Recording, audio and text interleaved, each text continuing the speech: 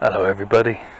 Today I'm going to be working on this Sawara faux cypress windswept tree, which I've been growing for many years. There is a playlist, though I fear the videos may be a little bit samey in that I've been following the same process for the last few years, each time refining the tree further. I'm still trying to get more of a triangle shape from it. I was quite pleased with the deadwood at the top here, but this is trying to cover it over, so I'm going to have to pinch out a lot of that to try and give the impression that the wind blowing on this side has been constantly sort of killing off this side of the tree and forcing the tree to extend away from it on its rocky little island, which is a handmade pot that I made myself using a kind of tufa technique, but I got the proportions all wrong, so it's more concrete than anything else, and it's very, very heavy. Hence I'm not taking it over to my normal space. I'm leaving it here on the bench and working on it here. And basically I'm just going to be plucking away, I will say that very carefully, trying to remove a lot of this new growth and make the tree look, as they say, blown in this direction and a bit, well, less kind of less healthy. Whilst being healthy, I want it to obviously remain healthy, but I want it to look slightly less healthy. I also need to pinch out to try and give a little definition, and I also want to try and bring this pad down slightly, so I'm just going to wrap a piece of wire around the trunk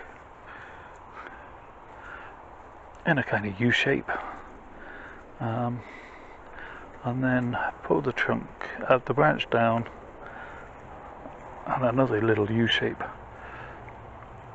on that piece, and that's just pulling that down slightly. No, it's not. Let's try that again. Let's get a better grip on the branch with this U shape, and really get in there, and then that's better. Now I can pull it down.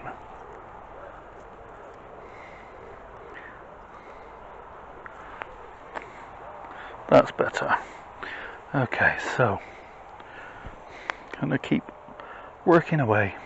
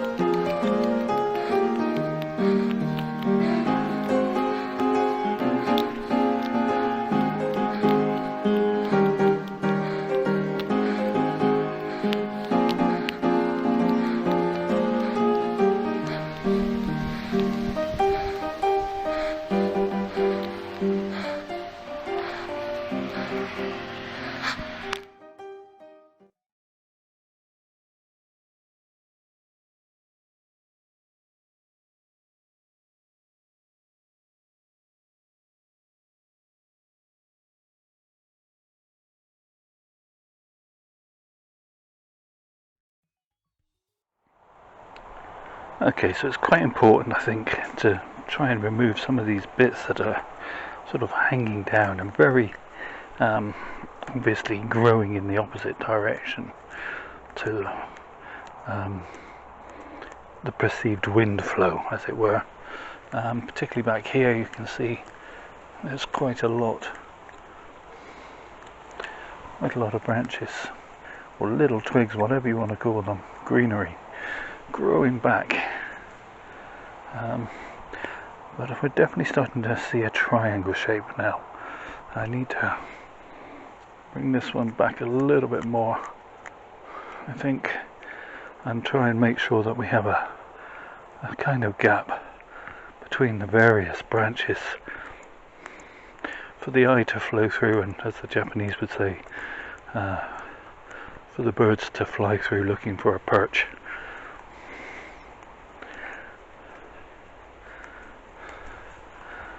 But that's looking good, I think. Quite pleased with that.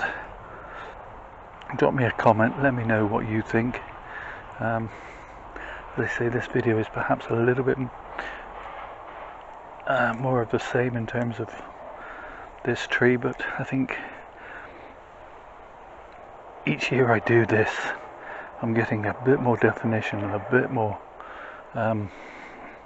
refinement, and hopefully that'll continue each year. Let me know what you think. If you think, oh, I've seen this video before, Sid, you've made this video before, and maybe I'll retire this tree. But it's still one of my favourites, and if you can get your hands on one, they are so tactile. Sometimes when you're working on a juniper or a pine, they're really scratchy and hard on the hands, but this is almost like stroking an animal. The foliage is so soft. They often are dead on the inside, because they grow so densely that they will kill off a lot of light. This tree was dead on the inside. Many of the branches, this area was just brown. So you have to work to find your inner tree sometimes, but they're not expensive, and they're very common and easy to pick up at garden centres. So I would recommend these as a species if you haven't got one. Quick close up on the roots. I've got some really nice roots that are coming down and really sort of digging into this soil here. Definitely gives the impression of a tree that's clinging on for its dear life, and the bark now is starting to develop a nice elderly look. And I think this 3-pronged gin at the top, well, I like it a lot. So there's a number of gins. I haven't bothered with a shari on this tree. Maybe I will at some point in the future.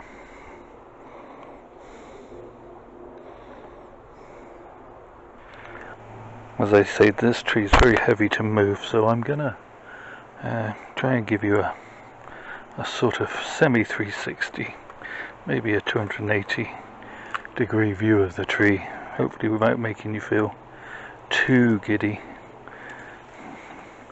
Not at all sure what Cooper is doing back there. Looks to me like he's waiting for something, but there you go. So yeah, the roots on this side are even better.